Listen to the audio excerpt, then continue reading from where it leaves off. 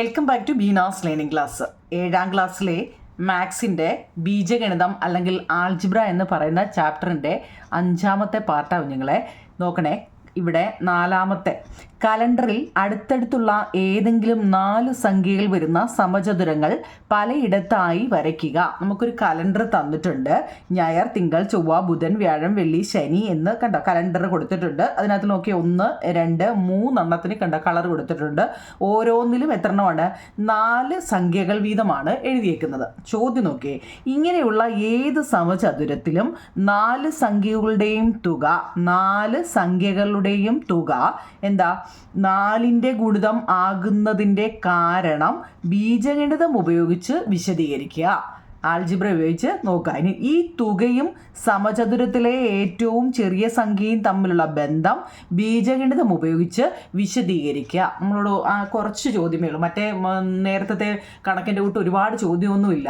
ഇത് നിങ്ങൾ ആദ്യമേ ബീജഗണിതം ഉപയോഗിച്ച് എഴുതാനാണ് ആദ്യം ചോദിച്ചിരിക്കുന്നത് കേട്ടോ. പിന്നെ എന്താ വെച്ചത്, ഇതിലെ ഏറ്റവും ചെറിയ സംഖ്യ, ഈ തുക നമ്മൾ കിട്ടിയതിന് ശേഷം ഏറ്റവും ചെറിയ സംഖ്യയും അവ തമ്മിലുള്ളൊരു ബന്ധവും ബീജഗണിതം ഉപയോഗിച്ച് പറയുക എന്ന് മാത്രമേ ഉള്ളൂ. 2 ചോദ്യമേ ചോദിച്ചിട്ടുള്ളൂ കേട്ടോ. അപ്പോൾ നമ്മൾ ഇതിനെ എങ്ങനെ എഴുതും നോക്കൂ നിങ്ങളെ.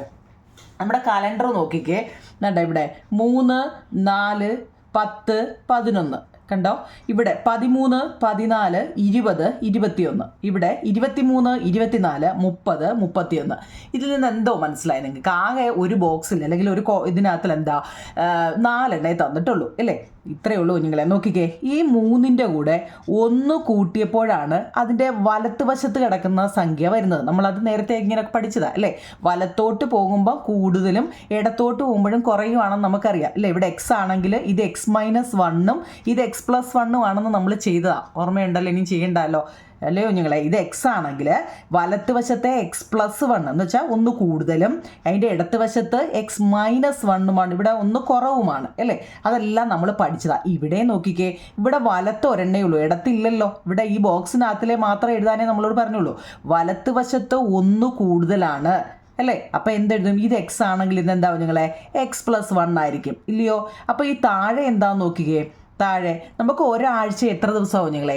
7 ദിവസമാണ് അല്ലേ? 1 വീക്ക് എന്ന് വെച്ചാൽ 7 days ആണ്. അങ്ങനെയാണെങ്കിൽ നോക്കിക്കേ, ഈ വെള്ളിയാഴ്ച 3 ആണെങ്കിൽ പിറ്റേ വെള്ളി ആകുമ്പോഴത്തേക്ക് 7 ദിവസവും കൂടെ കഴിയും അല്ലേ? അപ്പം നമ്മൾ അതിനെ എങ്ങനെ എഴുതാം? നമ്മളതിനെ എങ്ങനെ എഴുതുമെന്നാണ് ഇനിയിപ്പോൾ അറിയാൻ പോകുന്നത് കേട്ടോ. 7 ഈ എക്സിൻ്റെ കൂടെ +7 കൂടെ കൂട്ടി അല്ലേ? ഈ വെള്ളിക്ക് വെള്ളി മനസ്സിലായോ? 7 ദിവസവും കൂടെ കഴിഞ്ഞപ്പോൾ 7 കേട്ടോ, 7. അപ്പോൾ x+7 എന്ന് വരും. ആ 7ൻ്റെ കൂടെ ഒന്നുകൂടെ കൂട്ടണം അടുത്തത് അല്ലേ? മനസ്സിലാവുന്നുണ്ടോ? അതിനി നമുക്ക് എങ്ങനെയാണെന്ന് എഴുതി കാണിക്കാനാണ്. നിങ്ങൾ ഇപ്പം പറഞ്ഞപ്പം മനസ്സിലാവാത്തവർക്ക് ഞാൻ എഴുതി കാണിക്കാം. നമ്മൾ ബീജഗണിതം ഉപയോഗിച്ച്, അതായത് ഒരു കലണ്ടറിലെ അടുത്തടുത്തുള്ള ഏതെങ്കിലും 4 സംഖ്യകൾ വരുന്ന സമചതുരങ്ങൾ നോക്കി അതിൻ്റെ വലത് ഭാഗത്ത് വരുന്ന സംഖ്യ 1 കൂടുതലായിരിക്കാം അല്ലേ? 1 കൂടുതലാണ് ആണല്ലോ, സംശയമില്ലല്ലോ. പിന്നോ അതായത് ഒരാഴ്ച, അതായത് 7 ദിവസം ആയതിനാൽ താഴെ വരുന്ന സംഖ്യ 7 കൂടുതലുമായിരിക്കാം കേട്ടോ. 7 കൂടുതലായിരിക്കാം. ഇതിലെ ആദ്യത്തെ സംഖ്യ നമ്മൾ x എന്നായി എടുത്തുന്നെങ്കിൽ അല്ലേ, അതിൻ്റെ ഇപ്പുറത്ത് എന്തായിരിക്കും? x+1 ആയിരിക്കും ഇല്ലയോ? ഇതിൻ്റെ താഴത്തെ എങ്ങനെ പറയും? x+7. ഈ 7ൻ്റെ കൂടെ ഒന്നുകൂടെ കൂട്ടുമ്പോൾ അതിൻ്റെ അപ്പുറത്തെ സംഖ്യ കിട്ടും. ഇപ്പുറത്തുണ്ടെങ്കിൽ വീണ്ടും ഒന്നുകൂടെ കൂട്ടി എഴുതുകയാണ്. ഇത് നിങ്ങളോട് ചോദിച്ചത് എന്താണ്? ബീജഗണിതം ഉപയോഗിച്ച് എഴുതാനാണ്. നമുക്ക് എഴുതാവും നിങ്ങളെ. നോക്കണേ, ഞാനിവിടെ എഴുതി വെച്ചിട്ടുണ്ട്. നോക്കണേ, നമ്മുടെ കലണ്ടർ കണ്ടോ? കലണ്ടർ ഞാൻ വരച്ചത് 3 ഇത് കൊടുത്തേക്കുന്നത് കാണാമല്ലോ. ഇനി നമുക്കതിനെ എന്ത് ചെയ്യാം? ഈ സം ഓഫ്, അതായത് നമ്മളിപ്പോൾ ഫസ്റ്റ് ബോക്സ് നോക്കിക്കഴിഞ്ഞാൽ ഏതെങ്കിലും ഒരെണ്ണം എടുത്തോ. നിങ്ങൾക്ക് ഇഷ്ടമുള്ള ഏതെങ്കിലും ഒന്ന് എടുത്താൽ മതി. ഇത് ഏതെങ്കിലും ഒന്ന് എടുക്കുക. ഇതിപ്പോൾ ഏതെങ്കിലും എടുത്തോ. ഇതാണെന്നുണ്ടെങ്കിൽ 13 അല്ലേ? 13 എന്ന് പറയുന്നത് നമ്മൾ എന്ത് ചെയ്യുക? എക്സ് ഏത് സംഖ്യ വേണമെങ്കിലും എടുക്കാം നമുക്ക് കേട്ടോ. ഇനി ഞാൻ എടുത്ത 3 എടുത്തെന്ന് വിചാരിച്ചാലും എക്സ് എന്ന് കൊടുക്കുക. 23 ആണെങ്കിലും എക്സ് എന്ന് കൊടുക്കുക. 13 ആണെങ്കിലും എക്സ് എന്ന് കൊടുക്കുക. കാരണം നമുക്ക് 3 കോളം 3 ബോക്സ് തന്നിട്ടുണ്ടല്ലേ? അപ്പോൾ നമ്മൾ അതിനെ എക്സ് എന്ന് കൊടുക്കുക. ഇനി അതിൻ്റെ വലത്തുവശത്ത് കിടക്കുന്നത് അല്ലേ, ഏതെടുത്താലും അതിൻ്റെ വലത്തുവശത്ത് കിടക്കുന്നത് അതിനേക്കാൾ 1 കൂടുതലല്ലേ? അപ്പോൾ നമ്മൾ അതിനെ ബീജഗണിതം ഉപയോഗിച്ച് എങ്ങനെ എഴുതും? x+1 അതിൻ്റെ കൂടെ ഈ എക്സിൻ്റെ കൂടെ 1 കൂടി കൂട്ടുന്നതാണ്. നമ്മൾ പഠിച്ചതല്ലേ കുഞ്ഞുങ്ങളെ? അല്ലേ? എന്താണ് തന്നിരിക്കുന്നത് ഇവിടെ ഇപ്പോൾ 5 ആണെങ്കിൽ 5ൻ്റെ കൂടെ 1 കൂടുക 6 ആയിരിക്കത്തില്ലേ ഇവിടെ, ഇല്ലേ? 13ൻ്റെ കൂടെ 1 കൂട്ടിയപ്പോഴാണ് 14 വന്നത്. 23ൻ്റെ കൂടെ 1 കൂട്ടിയപ്പോഴാണ് 24 വന്നത്. 3ൻ്റെ കൂടെ 1 കൂട്ടിയപ്പോഴാണ് 4 വന്നത്. അറിയാമല്ലോ. അപ്പം നമ്മൾ അതിനെ എങ്ങനെ പറയും? x+1. സംശയമില്ലല്ലോ. ഇനി അവർ പറഞ്ഞ എന്താ? അപ്പോൾ ഇവിടെ എന്തായിരിക്കും? ഇവിടെ എന്താവും നിങ്ങളെ നോക്കിയേ? 13ൻ്റെ കൂടെ 7 അല്ലേ? 13 7 അല്ലേ 20. ആ 7 നമ്മൾ കൂട്ടിയതല്ലേ? ഈ എക്സിൻ്റെ കൂടെ 7 കൂട്ടിയതല്ലേ നിങ്ങളെ? ആണല്ലോ. എക്സിൻ്റെ കൂടെ നമ്മൾ എത്ര കൂട്ടി? 7 കൂട്ടി. മനസ്സിലാവണേ.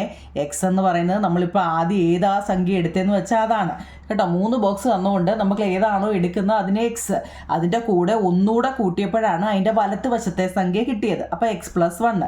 ഇനി അതിൻ്റെ താഴെ ഒരു 20 വന്നല്ലേ? അപ്പോൾ 13ൻ്റെ കൂടെ 7 കൂടി. 13 എന്നുള്ളതിനെ നമ്മൾ എക്സ് എന്നല്ലേ ഇവിടെ ബീജഗണിതം അല്ലേ ആൾജിബ്ര ഉപയോഗിച്ച് നമ്മൾ സംഖ്യയല്ല ഇട്ടത് അല്ലേ? നോക്കിക്കേ, എക്സ് എന്ന് 13ന് വരെ എക്സ് ആണ് ഇട്ടത്. അപ്പോൾ എക്സിൻ്റെ കൂടെ നമ്മൾ 7 കൂടി കൂട്ടിയപ്പോഴാണ്, കൂട്ടുകയാണ് 7 കൂടി കൂട്ടിയപ്പോഴാണ് നമുക്ക് എത്ര വന്നത്? x+7 വന്നത്. ഇനി അതിൻ്റെ കൂടെ എന്താ? ഒന്നുകൂടെ കൂട്ടിയാൽ x+7ൻ്റെ കൂടെ ഒന്നുകൂടെ കൂട്ടിയാൽ x+8 അല്ലേ? അതിന് സംശയമില്ലല്ലോ. +7ൻ്റെ കൂടെ ഒന്നുകൂടെ കൂട്ടുമ്പോൾ, കാരണം വലത്തോട്ടാകുമ്പം കൂടുതൽ, ഇടത്തോട്ടാകുമ്പം കുറയുക. അതൊക്കെ നമ്മൾ നേരത്തെ പഠിച്ചതാണ് നിങ്ങളെ. ഇതിനകത്ത് വലിയ ചോദ്യമൊന്നുമില്ല. ഇനി നമ്മളോട് ചോദിച്ചാൽ എന്താ? സം ഓഫ് ആൾ 4 നമ്പർ, ഈ 4 നമ്പറിൻ്റെ കൂടെ സമ്മ് കാണാൻ. ഇവിടെ എത്രയൊക്കെയാവും നിങ്ങളെ ഒന്ന് പറഞ്ഞേ? എക്സ് ഉണ്ട് അല്ലേ? പിന്നെ x+1 ഉണ്ട്. പിന്നെ ഇതാ എക്സ് ഉണ്ട്, x+1 ഉണ്ട്. പിന്നെ ഇതിങ്ങനെ ബ്രാക്കറ്റ് ഇടുക കേട്ടോ, അല്ലെങ്കിൽ അപ്പോൾ നിങ്ങൾക്ക് സൈൻ തിരിഞ്ഞു പോകണ്ട.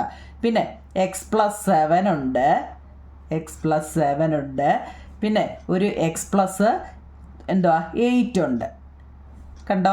എക്സ് ഉണ്ട് അല്ലേ? എക്സ് ഉണ്ട്, x+1 ഉണ്ട്, x+7 ഉണ്ട്, x+8 ഉണ്ട്. സം ഓഫ് ആൾ 4 നമ്പേഴ്സ് എന്ന് വെച്ചാൽ 4 സംഖ്യകളുടെയും തുക കാണാനാണ് നമ്മളോട് ആദ്യം ചോദിച്ചേക്കുന്നത്. അപ്പം നമുക്കിത് കൂട്ടിക്കൂടായോ?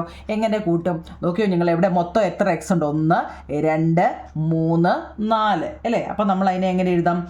X plus X plus X plus X അല്ലേ? പിന്നെ അത് എക്സ് എല്ലാം കൂടെ ഒരെണ്ണം ആണല്ലോ. പിന്നെ എത്രയൊക്കെയാണ് ഉള്ളത്? 1 + 7 + 8 അല്ലേ? 1 7 8 ഇത്രയേ ഉള്ളൂ. ഇതല്ലേ എഴുതണ്ടേ? ഇത്രയല്ലേ ഉള്ളൂ. അപ്പോൾ എക്സ് എല്ലാം കൂടെ എത്ര ഉണ്ടെന്ന് നോക്കൂ നിങ്ങൾ. എക്സ് എല്ലാം കൂടെ എത്ര? 1 2 3 4. എക്സ് എല്ലാം കൂടെ 4x കേട്ടോ. പ്ലസ് ഇതെത്ര ഉണ്ട്? 7 1 8 8 8 16 കണ്ടോ? അപ്പോൾ നമുക്ക് എന്തോ കിട്ടി? 4x + 16 കിട്ടി. 4x + 4 × x + 16 അല്ലേ? അതിനെ നമുക്ക് എങ്ങനെ പറയാം? 4 ഇതിനെ നമുക്ക് വേണേൽ സ്പ്ലിറ്റ് ചെയ്ത് എഴുതാം, ഇല്ലെങ്കിലും കുഴപ്പമില്ല. അതായത് 4x + 16 തുകയുടെ ഗുണനഫലങ്ങളുടെ തുകയായതിന്, അതായത് എങ്ങനെ എഴുതാം നമുക്ക്? എക്സിനെ നമുക്ക് വേണമെങ്കിൽ വീണ്ടും സ്പ്ലിറ്റ് ചെയ്യാം കുഞ്ഞുങ്ങളെ. 4 × x ആണ് 4x. ഈ 16 എന്ന് പറയുന്നത് എന്താ കുഞ്ഞുങ്ങളെ? ഈ ഫസ്റ്റ് സംഖ്യയുടെ ഇരട്ടിയല്ലേ? 4 4 അല്ലേ 16? നമ്മളോട് ചോദിച്ചത് എന്താ? അവ തങ്ങളുള്ള ബന്ധം എന്താന്ന്? 4 4 ആണ് 16. നമുക്ക് ഫസ്റ്റ് 4 അല്ലേ വന്നേ? അതിൻ്റെ 4 × 4 ആണ് എന്ത്? ഈ 16 വന്നത് അല്ലേ? ഈ 4 × 4 ആണ് ഈ 16 വന്നത്. ഇപ്പം പിടികിട്ടിയോ? അതായത് 4ൻ്റെ ഗുണിതം തന്നെയാണ്. നമ്മളോട് ചോദിച്ചത് എന്താ? അവ തങ്ങളുള്ള ഇങ്ങനെയുള്ള ഈ സമചതുരത്തിലും 4 സംഖ്യകളുടെയും തുക 4ൻ്റെ ഗുണിതമാകുന്നതിൻ്റെ കാരണം ബീജഗണിതം ഉപയോഗിച്ച് വിശദീകരിക്കുക. ബീജഗണിതം ഉപയോഗിച്ചാണ് നമ്മൾ എഴുതിയേക്കുന്നത്. എന്താ? അപ്പം നമുക്ക് എങ്ങനെ എഴുതാം? ഇത് 4ൻ്റെ ഗുണിതമാണ് അല്ലേ? ഇതെല്ലാം 4ൻ്റെ ഗുണിതമല്ലേ വന്നേക്കുന്നത്? 16 4 4 ആണ് 16. 4ൻ്റെ ഗുണിതമാണ്. എളുപ്പമല്ലേ നിങ്ങളെ കണക്ക്? അതായത് ഇത് ബീജഗണിത രീതിയിൽ നമുക്ക് എങ്ങനെ 4 സംഖ്യകളുടെയും തുക എന്ന് പറയുന്നത് എങ്ങനെ എഴുതാം കുഞ്ഞുങ്ങളെ? ബീജഗണിത രൂപത്തിൽ 4 സംഖ്യകളുടെയും തുക രണ്ടാമത്തെ സ്റ്റെപ്പിൽ നമുക്ക് എങ്ങനെ എഴുതാം? ഞാൻ എഴുതിയിട്ട് നിങ്ങളെ കാണിക്കാമേ.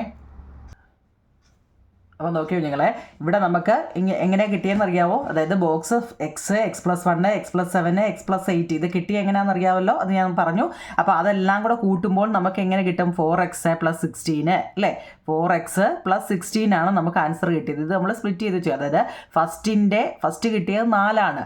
ഇതിൻ്റെ എന്താ 2 മടങ്ങ് അല്ലേ? 4 × 4 ആണ് 16. അതായത് ഇത് 4ൻ്റെ ചോദ്യം നമ്മളോട് എന്താ? ഇത് 4ൻ്റെ ടേബിളിൽ അല്ലേ ബീജഗണിതം ഉപയോഗിച്ച് ഉപയോഗിച്ച് 4 സംഖ്യകളുടെയും തുക 4ന്റെ ഗുണിതമാകുന്നതിന് കാരണം എന്താണെന്നാണ് ചോദിച്ചത്. അപ്പം നമ്മൾ രണ്ടാമത് ചോദിച്ചത് എന്താ, ഈ തുകയും സമചതുരത്തിലെ എല്ലാ ചെറിയ സംഖ്യയും തമ്മിലുള്ള ബന്ധം ബീജഗണിതം ഉപയോഗിച്ച് ഇവ തങ്ങളുള്ള ബന്ധം എന്താണെന്ന്. ബന്ധം നോക്കൂ നിങ്ങളെ. യൂസിങ് ആൽജിബ്ര, അതായത് ബീജഗണിതം ഉപയോഗിച്ച് സം ഓഫ് ദ 4 നമ്പേഴ്സ്, അതായത് 4x + 16 ആണ് അല്ലേ. X being the smallest number, X ആണ് ഇവിടുത്തെ ഏറ്റവും ചെറിയ സംഖ്യ. എക്സ് ആണല്ലോ ഫസ്റ്റ് നമ്മളെടുത്ത ഏറ്റവും ചെറിയ ബോക്സിലെ ഫസ്റ്റ് നമ്പർ. എക്സ് ഏറ്റവും ചെറിയ സംഖ്യയാണ് അല്ലേ. 4 സംഖ്യകളുടെ തുക 4x + 16 ആണ് നമുക്ക് കിട്ടിയത്. എക്സ് ഏറ്റവും ചെറിയ സംഖ്യയാണ്. ഏറ്റവും ചെറിയ സംഖ്യ 4 ആണ്. 4ന്റെ 4 മടങ്ങാണ് 4 മടങ്ങാണ് 16 അല്ലേ. 4 4 16 കേട്ടോ. ഈ 16 വന്നത് മനസ്സിലായോ നിങ്ങളെ. 4 × 4 ആണ് 16. അതായത് 4ന്റെ ടേബിളിൽ വരുന്നുണ്ട്. ഉണ്ടോ ഇല്ലയോ എന്നും കൂടാണ് നമ്മളോട് ചോദ്യം അല്ലേ.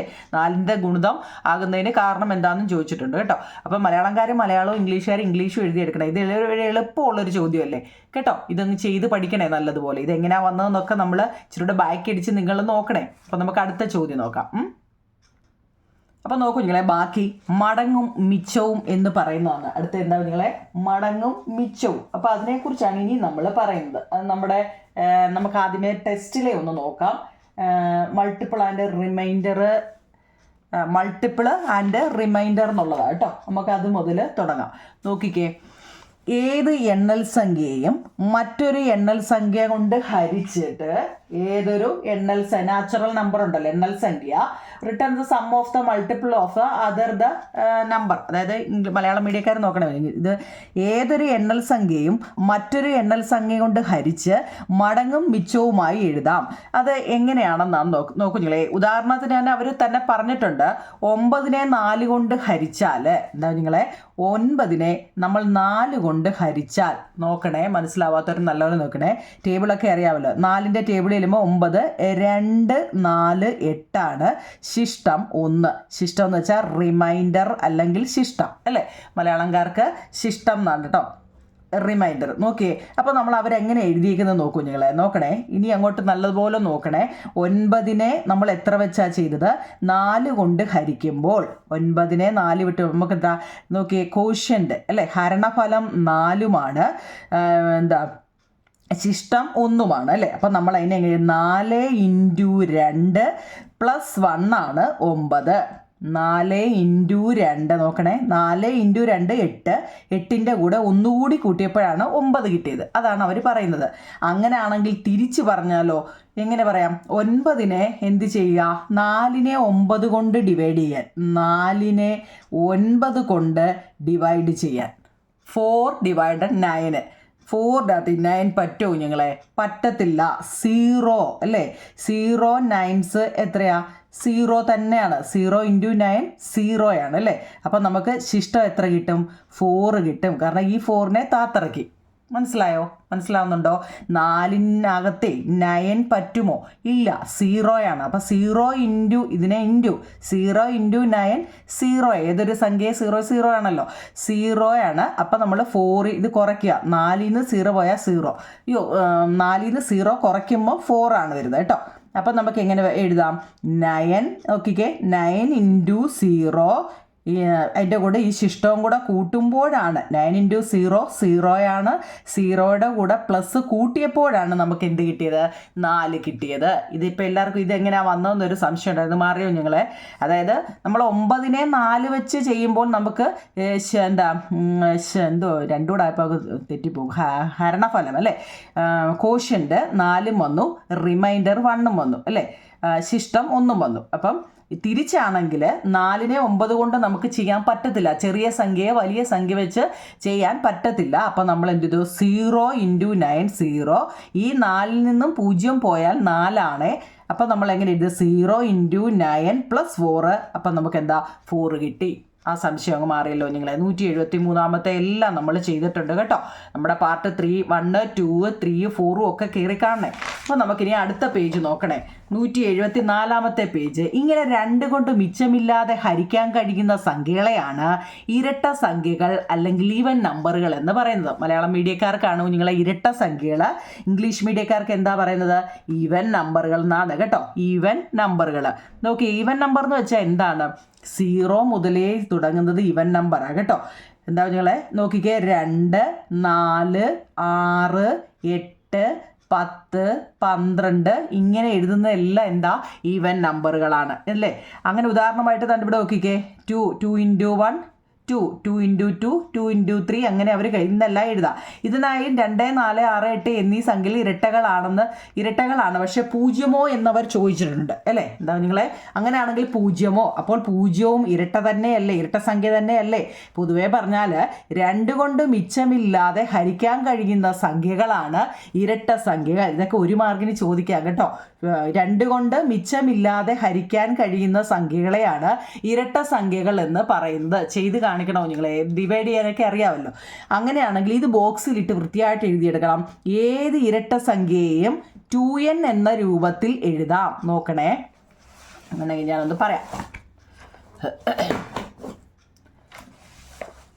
ഇവിടെ നോക്കൂ നിങ്ങളെ, അതായത് ഈ ഇരട്ട സംഖ്യ എന്ന് വെച്ച് കഴിഞ്ഞാൽ നിങ്ങൾ എപ്പോഴും 0യും കൂടെ കൂട്ടിക്കോ കേട്ടോ.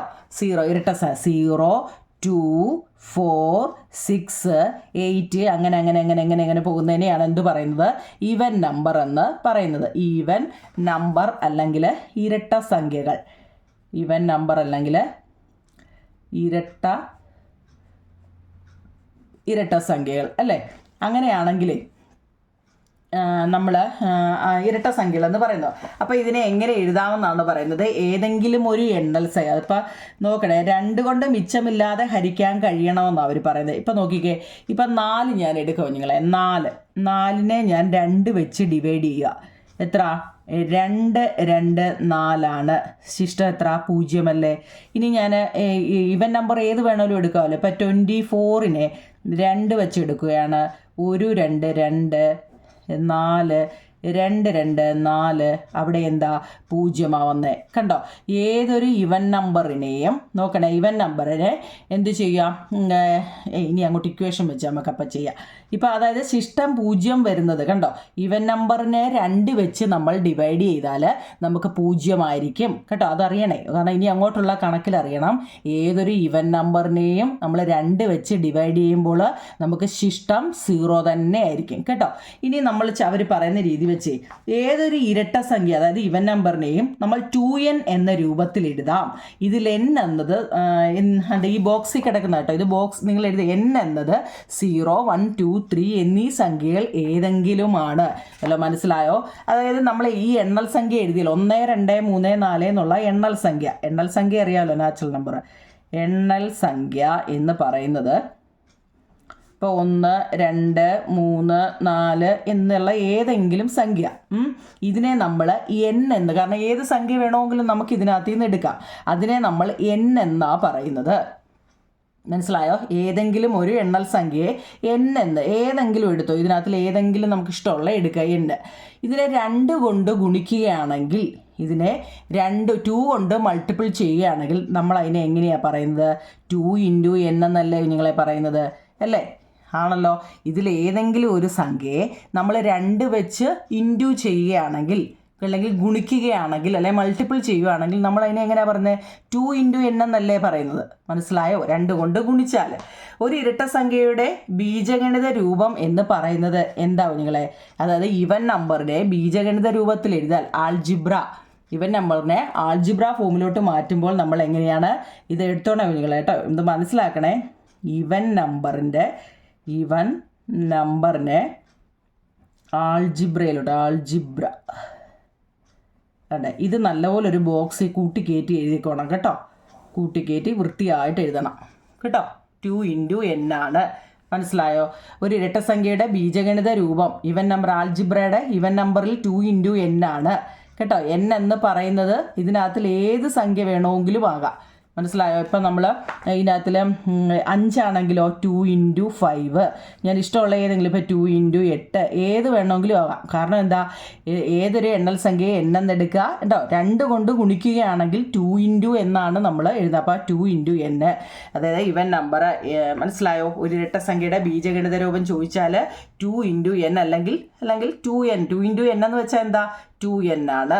2 ഇൻറ്റു n എന്ന് വെച്ചാൽ 2n ആണ്. മനസ്സിലായല്ലോ? ഓക്കെ ആണോ നിങ്ങളെ? അങ്ങനെയാണെങ്കിലേ അവർ പറയുന്നു, ഇനി ഈ 2 കൊണ്ട് ഹരിക്കുമ്പോൾ മിച്ചം വരുന്ന സംഖ്യകളോ, 2 കൊണ്ട് നമ്മൾ ഹരിക്കുക എന്ന് വെച്ചോ. 2 കൊണ്ട് ഹരിക്കുമ്പോൾ മിച്ചം വരുന്നുണ്ടോ? ഉണ്ടല്ലോ. എന്താ ഈ ഈവൻ നമ്പർ അല്ലാതെ വരുന്നത് നമ്മളിപ്പോൾ പഠിച്ചെന്താ നിങ്ങളെ ഈവൻ നമ്പറുകളാണ് അല്ലേ. ഈ ഈവൻ നമ്പർ അല്ലാതെ വരുന്നുണ്ടല്ലോ എന്തുവാ ഓഡ് നമ്പറുകൾ. ഒറ്റ സംഖ്യകളുണ്ട്, കേട്ടിട്ടുണ്ടോ? ഒറ്റ സംഖ്യകൾ. ആ ഒറ്റ സംഖ്യകളുടെ കാര്യമാണ് ഇനിയും പറയുന്നത്. നോക്കാം. എന്നുണ്ടേ നമ്മൾ ഈവൻ നമ്പറുകളാണ് ഇപ്പോൾ പഠിച്ചത്. 0, 2 4 എന്നും പറഞ്ഞ് എഴുതിയത്. ഇനിയും ഇത് കൂടാതെ ഓഡ് നമ്പർ എന്ന് പറയുന്നുണ്ട്. ഓഡ് നമ്പർ ഏതൊക്കെയാണ് നിങ്ങളെ?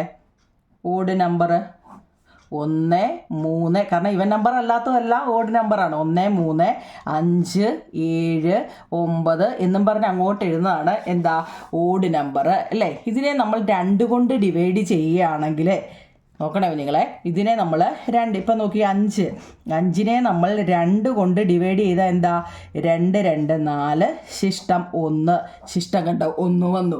അപ്പം ഈ ഓഡ് നമ്പറിനെ നമ്മൾ കേട്ടോണേ, ഈവൻ നമ്പറിനെ നമ്മൾ 2 കൊണ്ട് ചെയ്തപ്പോൾ ഇത് നല്ലപോലെ ഇത് ഒന്നാമത്തെ ഒരു ഇക്വേഷനായിട്ട് അങ്ങ് പഠിക്കണം കേട്ടോ. ഈവൻ നമ്പറിനെ നമ്മൾ 2 കൊണ്ട് ചെയ്തപ്പോൾ 2n എന്ന് പറഞ്ഞു അല്ലേ. മനസ്സിലായോ?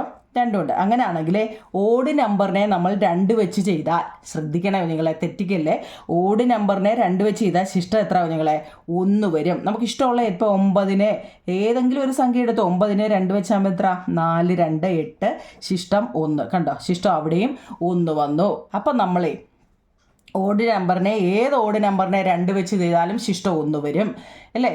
അപ്പം നമ്മൾ അതിനെ ഏത് ഇക്വേഷനിലോട്ട് മാറ്റും? ഏത് ഈവൻ നമ്പറിനെ 1 കൂട്ടിയാലും നമ്മൾ എന്താ ഈവൻ നമ്പറിൻ്റെ കൂടെ 1 നമ്മൾ അതിനൊരു കുറച്ചുകൂടെ എളുപ്പ വഴിയുണ്ട്. ഈവൻ നമ്പറിൻ്റെ എന്തുമായിരുന്നു നമ്മൾ എഴുതിയത്? 2n എന്നല്ലേ കുഞ്ഞുങ്ങളെ? 2n. അതായത് ഇപ്പം നമ്മൾ 2, 4, 6, 8 എന്ന് എഴുതിയില്ലേ ഈവൻ നമ്പർ. അതിൻ്റെ കൂടെ ഒന്നുകൂടെ കൂട്ടുമ്പോഴല്ലേ, ഇപ്പം അതിൻ്റെ കൂടെ ഒന്നുകൂടെ കൂട്ടിയപ്പോൾ 3 അല്ലേ, 3 വന്നു. ഇപ്പം ഇതിൻ്റെ കൂടെ ഒന്നുകൂടെ കൂട്ടിയപ്പം 5 വന്നു. ഇതിൻ്റെ കൂടെ ഒന്നുകൂടെ കൂട്ടിയപ്പം 7 വന്നു അല്ലേ. അപ്പോഴല്ലേ അതെന്താ ഓഡ് നമ്പർ ആയത് അല്ലേ. ഈവൻ നമ്പറിൻ്റെ കൂടെ ഒന്നുകൂടി കൂട്ടുമ്പോഴല്ലേ കുഞ്ഞുങ്ങളെ ഓഡ് നമ്പർ ആയത്. അപ്പം നമ്മൾ ഇതിൻ്റെ കൂടെ ഒരു 1 കൂടി ഇട്ട് കൊടുത്താൽ പോരെ.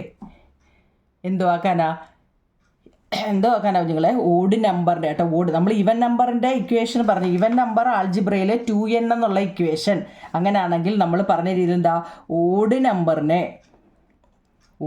നമ്പർ ആൾജിബ്രയിലോട്ട് മാറ്റും. ഇത് 2 നല്ലപോലെ പഠിക്കണം കേട്ടോ. 2n + 1 എന്നുള്ള ഇക്വേഷൻ എഴുതിക്കോണം. ഇത് 2 തിരിഞ്ഞു പോലെ. ഈവൻ നമ്പർ ആണെങ്കിൽ ആൾജിബ്രയായിട്ട് 2n എന്നും ഓഡ് നമ്പർ ആണെങ്കിൽ 2n + 1 എന്നുള്ള ഇക്വേഷനും എഴുതണം അത് കേട്ടോ. അതിനുവേണ്ടി അവർ ഇത്രയുണ്ടേ. ഇത് ഇത്രയും പറഞ്ഞേക്കുന്ന ഞാനങ്ങ് ചുരുക്കി പറഞ്ഞോ. ഏത് ഒറ്റ സംഖ്യയെയും 2n + 1 എന്ന രൂപത്തിൽ എഴുതാം.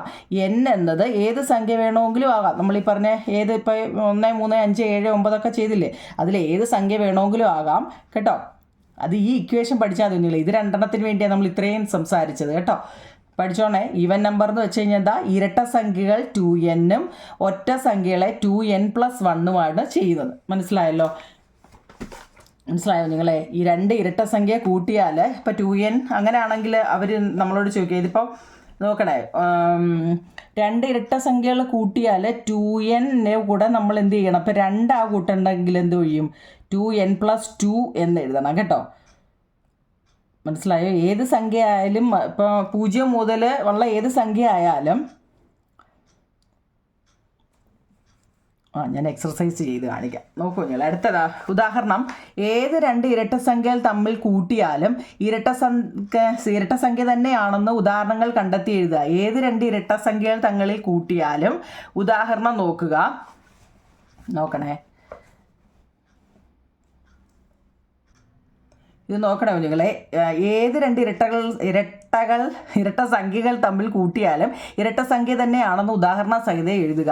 2 ഇരട്ട സംഖ്യകൾ എന്ന് വെച്ച് കഴിഞ്ഞാൽ 2 ഇരട്ട സംഖ്യകൾ എടുക്കണമെങ്കിൽ ഇപ്പോൾ അവർ പറയുന്നത് 2n ഇരട്ട സംഖ്യ എന്ന് വെച്ച് കഴിഞ്ഞാൽ 2n വെച്ച് എടുക്കാനാണ് നമ്മളോട് പറഞ്ഞത് അല്ലേ. 2n എന്ന് പറയുന്ന സംഖ്യ വെച്ച് എടുക്കാനാണ് പറഞ്ഞത്. അപ്പം നമ്മൾ 2ഉം 2n എന്ന് എഴുതുന്നതിൽ ഭേദം ഒന്ന് 2n ഒന്ന് 2m എന്ന പേര് കൊടുക്കുക. നിങ്ങൾ പേടിക്കണ്ടാവും. നിങ്ങളെന്താ 2 ഇരട്ട സംഖ്യകൾ തങ്ങളിൽ കൂട്ടാൻ ഇരട്ട സംഖ്യയെ നമ്മൾ 2n എന്നല്ലേ പറയുന്നത്.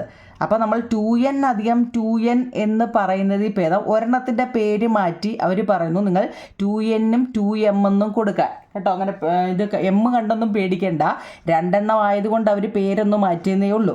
അപ്പോൾ രണ്ട് ഇരട്ട സംഖ്യകൾ തങ്ങളിൽ കൂട്ടുമ്പോൾ ഇതെങ്ങനെ വന്നതെന്ന് മനസ്സിലായോ നിങ്ങളെ? 2n എന്ന് വെച്ചാൽ ഇരട്ട സംഖ്യകളുടെ ആൾജിബ്ര നമുക്ക് പഠിച്ചു അല്ലേ, ആൾജിബ്ര ഫോമിൽ ഇങ്ങനെ എഴുതുന്നത്. അപ്പോൾ രണ്ട് ഇരട്ട സംഖ്യകൾ തങ്ങളിലായതുകൊണ്ട് പേര് n എന്നാണ് ഇവിടെ എഴുതേണ്ടത്. നമ്മൾ രണ്ടും ഒരേപോലെ ആയതുകൊണ്ട് ഇവിടെ പേര് വേറെ ഒന്ന് മാറ്റിയെന്നേ ഉള്ളൂ കേട്ടോ. അത് തങ്ങളിൽ കൂട്ടുമ്പോൾ നമുക്ക് എങ്ങനെ വരുമെന്ന് എങ്ങനെയാവും നിങ്ങളെ? 2n + 2m ഇത് ഞാൻ റൗണ്ട് ഇട്ടുകൊണ്ട് നിങ്ങൾ ഇനി വേറെ എന്തെങ്കിലും ഒന്ന് വിചാരിക്കില്ലേ, അറിയാൻ വേണ്ടി ഇട്ട് കൊടുക്കുക. 2n + 2m എന്ന് പറയുന്നത് രണ്ടിലും പൊതുവായിട്ട് ഇവിടെ ആരുണ്ട്? 2 ഉണ്ട്. രണ്ടിലും പൊതുവായിട്ട് 2 ഉണ്ട്. പിന്നെ ആരുണ്ട്? ഒരു m + n ഉണ്ട് കേട്ടോ.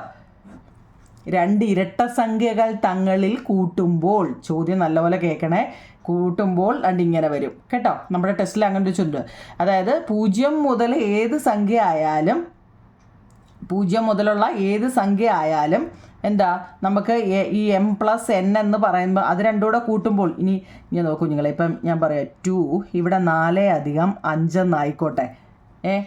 4 + 5 അപ്പം നമുക്ക് ഇവിടെ എത്ര കിട്ടുന്നത്? 5 ഉം 4 ഉം 9 അല്ലേ കിട്ടുന്നത്? 2 × 9 അല്ലേ കിട്ടുന്നത്? അതാ ഇവിടെ പറയുന്നത് 2 × 9 ആണ് കിട്ടുന്നത്. അതായത് m + n 4 5 4 9.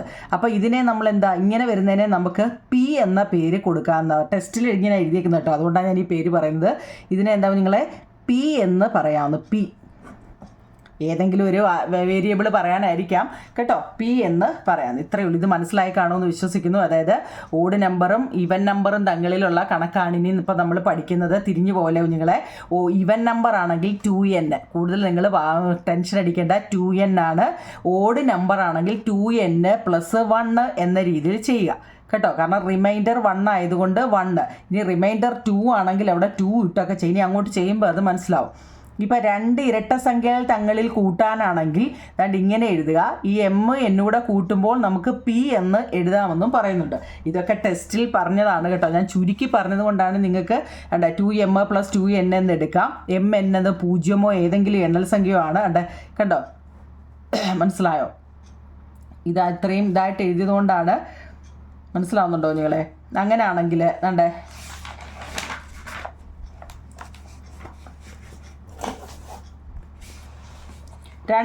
നമ്മളിപ്പോൾ ഈ രണ്ട് ഇരട്ട സംഖ്യകൾ തങ്ങളിൽ കൂട്ടിയാൽ എങ്ങനെയാണെന്നാണ് പറഞ്ഞത് അല്ലേ? അങ്ങനെയാണെങ്കിൽ രണ്ട് ഒറ്റ സംഖ്യകൾ തങ്ങളിൽ കൂട്ടിയാൽ എങ്ങനെയാണ്? രണ്ട് ഇരട്ട സംഖ്യകൾ തങ്ങളിൽ കൂട്ടിയപ്പോൾ നമ്മൾ പറഞ്ഞു എങ്ങനെയാ?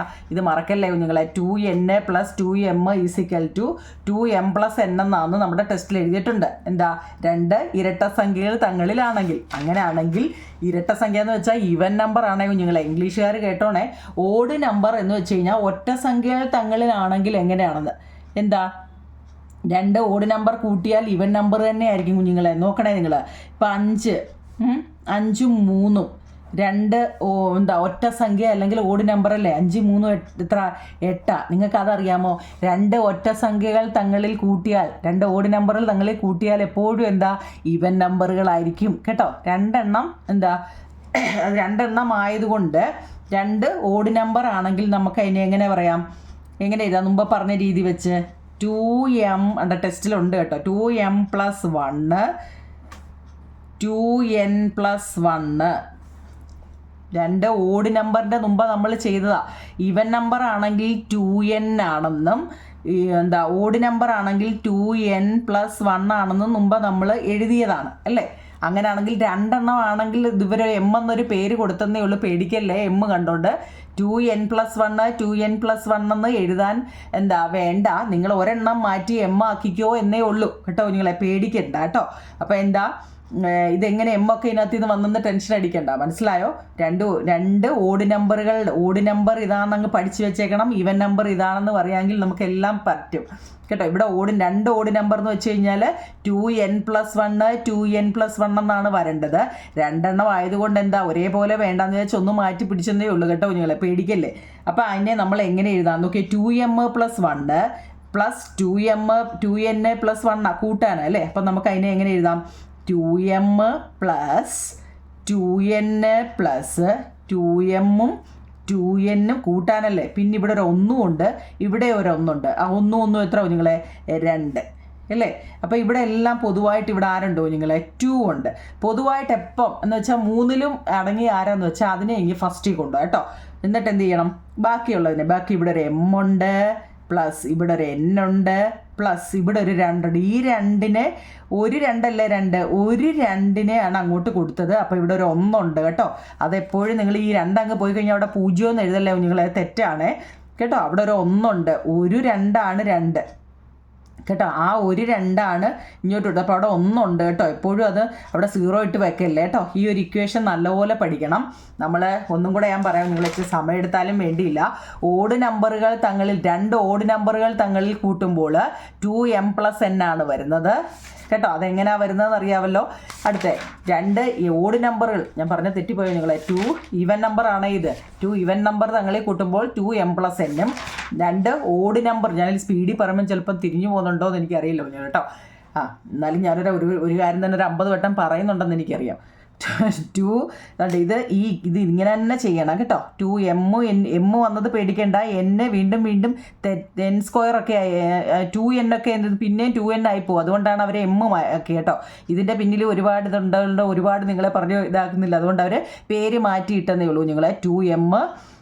ഇനി ഈ 3 പൊതുവായിട്ട് ഇല്ലേ ആരുണ്ട്? 2 ഉണ്ട് അല്ലേ? ആ 2നെ ഇങ്ങനെ വെളിയിൽ ഇറക്കുക. എന്നിട്ട് ബാക്കിയുള്ള m, n, പിന്നെ ഇവിടെ ഒരു 1 ഉണ്ട് കേട്ടോ. എപ്പോഴും അത് ഓർത്തോണേ. ഒരു 2 ആണ് ആ 1 വന്നത്. ഓക്കെ ആണോ നിങ്ങളെ? ഓക്കെ ആണെന്ന് വിശ്വസിച്ചുകൊണ്ട് നമുക്ക് ഒന്നാമത്തെ എക്സസൈസ് ചെയ്യാം. പേജ് നമ്പർ 176 കണക്ക് നോക്കണേ നിങ്ങളെ. പേജ് നമ്പർ 176 കണക്ക് നോക്കണം. എന്തുകൊണ്ട്? 3 കൊണ്ട് ഹരിക്കുമ്പോൾ കിട്ടുന്ന മിച്ചത്തിൻ്റെ അടിസ്ഥാനത്തിലായാലോ. നോക്കിക്കേ, ഇവിടെ ക്വസ്റ്റ്യൻ തന്നേക്കുന്നുണ്ടോ? ഇതറിയണമെന്നുണ്ടെങ്കിൽ ഞാൻ പറയാം, ഒന്ന് നോക്കണേ. അതായത് ഇപ്പം നമ്മൾ 0, 2, 4, 6 എന്ന് പറയുന്ന ഇരട്ട സംഖ്യ അല്ലേ, ഇതിനെ നമ്മൾ 2 കൊണ്ട് ഡിവൈഡ് ചെയ്യുമ്പോൾ അല്ലെ ഹരിക്കുമ്പോൾ എന്താ? ഇത് ഈവൻ നമ്പർ അല്ലേ കുഞ്ഞുങ്ങളെ? ഈവൻ നമ്പറിനെ എപ്പോഴും നമ്മൾ 2 കൊണ്ട് ഡിവൈഡ് ചെയ്യുമ്പോൾ എന്തായിരിക്കും? 0 ആയിരിക്കും. അത് നമുക്കറിയാം കേട്ടോ. ഇത് റഫായിട്ട് അറിയാൻ വേണ്ടിയാണ് ഇങ്ങനെ പറയുന്നത്. ഏതൊരു ഈവൻ നമ്പറിനെയും 2 കൊണ്ട് ഡിവൈഡ് ചെയ്യുമ്പോൾ നമുക്ക് എന്താ? 0 ആയിരിക്കും അല്ലേ? അത് നമ്മൾ പറഞ്ഞായിരുന്നു. ഏത് ഇക്വേഷനിൽ എഴുതാം? നമ്മൾ മുമ്പ് പറഞ്ഞതാ ഈവൻ നമ്പറിനെ നമ്മൾ 2n എന്ന് എഴുതാമെന്ന്. അത് നമ്മൾ പറഞ്ഞായിരുന്നല്ലോ. ഓക്കെ, അങ്ങനെയാണെങ്കിൽ ഇതിപ്പം ഈവൻ നമ്പറാ. ഓഡ് നമ്പർ പറയുക അല്ലേ? 1, 3, 5, 7 ഈവൻ നമ്പറാണ്. ഈ ഓഡ് നമ്പറിനെ നമ്മൾ 2 കൊണ്ട് ഡിവൈഡ് ചെയ്യുകയാണെങ്കിൽ നമുക്ക് എന്ത് വരും? ഡിവൈഡ് ചെയ്യുമ്പോൾ 1 ഒരു ശിഷ്ടം അല്ലെ റിമൈൻഡർ 1 വരും. അപ്പം നമ്മൾ അതിനെ ഏത് ഇക്വേഷനാണെന്ന് നമ്മൾ പറഞ്ഞു. ഏതാ? 2n+1 ആണെന്ന് നമ്മൾ പറഞ്ഞു. മനസ്സിലാക്കണേ കുഞ്ഞുങ്ങളെ.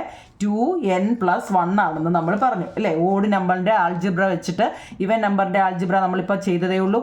ഓഡ് നമ്പറിൻ്റെ കേട്ടോ. ഇത് 2 ഞാനിപ്പോൾ ഒരു 50 തവണയിലും പറഞ്ഞതാണ്. തെറ്റിക്കല്ലേ കുഞ്ഞുങ്ങളെ? ഇനി നമ്മുടെ ടെസ്റ്റിലെ ചോദ്യം എന്ന് വെച്ച് കഴിഞ്ഞാൽ 0, 3, 6, 9 ഇതിനെ 3 കൊണ്ട് ഡിവൈഡ് ചെയ്താൽ 3 കൊണ്ട് ഡിവൈഡ് ചെയ്താൽ എന്തുമായിരിക്കും ശിഷ്ടം? കാരണം എന്താ? 3ൻ്റെ ടേബിൾ അല്ലേ ഈ പറഞ്ഞിരിക്കുന്നത്. അപ്പം 3 കൊണ്ട് ചെയ്താൽ 0 വരത്തുള്ളൂ കേട്ടോ നിങ്ങളെ. 0 വരത്തുള്ളൂ. അപ്പം നമ്മൾ അതിനെ എന്തെടുക്കാം?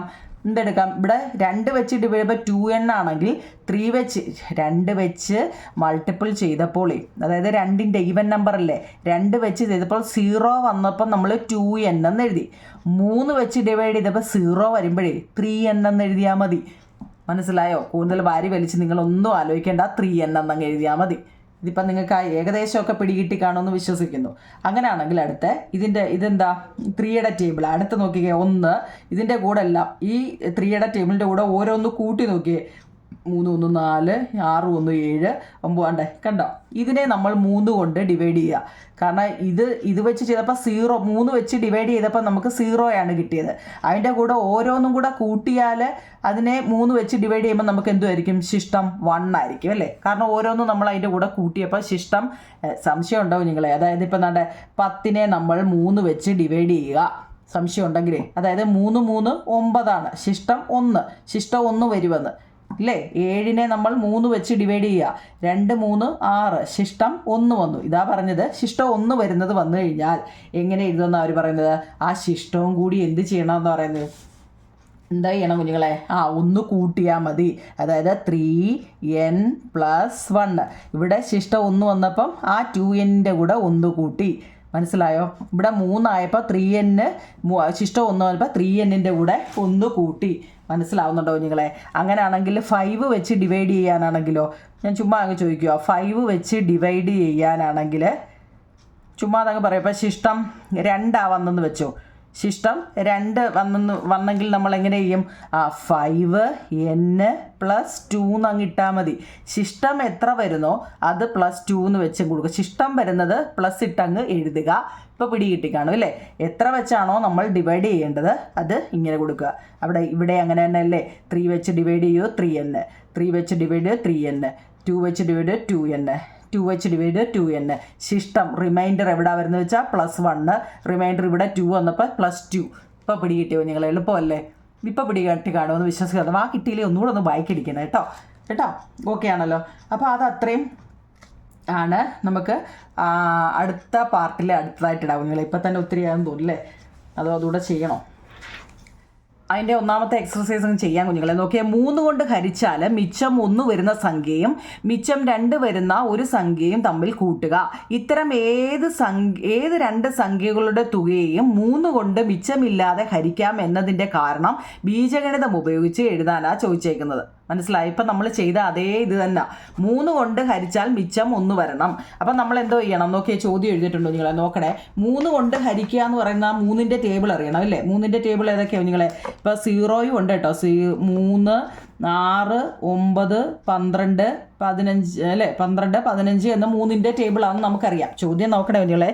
176-ാമത്തെ ഒന്നാമത്തെ ചോദ്യമാണ് 3 കൊണ്ട് ഹരിക്കുക. ഈ 3നെ നമ്മൾ എന്തുവാ? 3 കൊണ്ട് ഹരിക്കുക. 3നെ 3 കൊണ്ട് ഹരിച്ചാൽ മിച്ചം 3 കൊണ്ട് ഹരിച്ചാൽ മിച്ചം 1 വരണം. അപ്പം നോക്കിക്കേ, ഇതിനകത്തിൽ ഏതെങ്കിലും വെച്ച് നമുക്ക് ചെയ്താൽ വരുന്നു? 3ൻ്റെ ടേബിളിൽ ഏതെങ്കിലും വെച്ച് ചെയ്താൽ നമുക്ക് വരുന്നുണ്ടോ? അതേപോലെ നോക്കിയേ, 4നെ നമ്മൾ 3ൻ്റെ ടേബിൾ വെച്ച് വേണം. 1, 3, 3 ശിഷ്ടം 1 വന്നു. കണ്ടോ? അപ്പം നമുക്ക് ആദ്യം ആരെ എടുക്കാം? 4 അല്ലേ? മനസ്സിലാകുന്നുണ്ടോ? 3 കൊണ്ട് ഹരിച്ചാൽ മിച്ചം 1 വരണം. 3 കൊണ്ട് ഡിവൈഡ് ചെയ്താൽ ശിഷ്ടം 1 വരണം അല്ലേ? ഇപ്പം നമ്മൾ 11നെ നോക്കിക്കേ, 3 വെച്ച് ചെയ്താൽ 3, 3, 9, 11 പറയുന്നല്ല, 12, 13, 9, 10 വെച്ച് ചെയ്യേ അല്ലേ? 11 അല്ല, 10 വെച്ച് 3, 3, 9 ശിഷ്ടം 1 വന്നു. നോക്കിക്കേ, അതായത് ഈവൻ നമ്പറിനെ 3 വെച്ച് ഡിവൈഡ് ചെയ്താൽ എപ്പോഴും എന്താ? ശിഷ്ടം 1 വരും. ആ ഒരു ക്ലൂ ഓർത്ത് വെച്ചാൽ മതി നിങ്ങളെ. ഈവൻ നമ്പറിനെ 3 വെച്ച് എപ്പോൾ ഡിവൈഡ് ചെയ്താലും ശിഷ്ടം 1 വരും. ഇനി മിച്ചം 2 വരുന്ന സംഖ്യ എഴുതാൻ. മിച്ചം 2 വരുന്ന സംഖ്യ, മിച്ചം 2 വരണമെങ്കിൽ എന്തോ ചെയ്യണം? നമുക്ക് ഇപ്പം 9നെ 3 വെച്ചില്ല, 11നെ 3 വെച്ചാണെങ്കിലോ?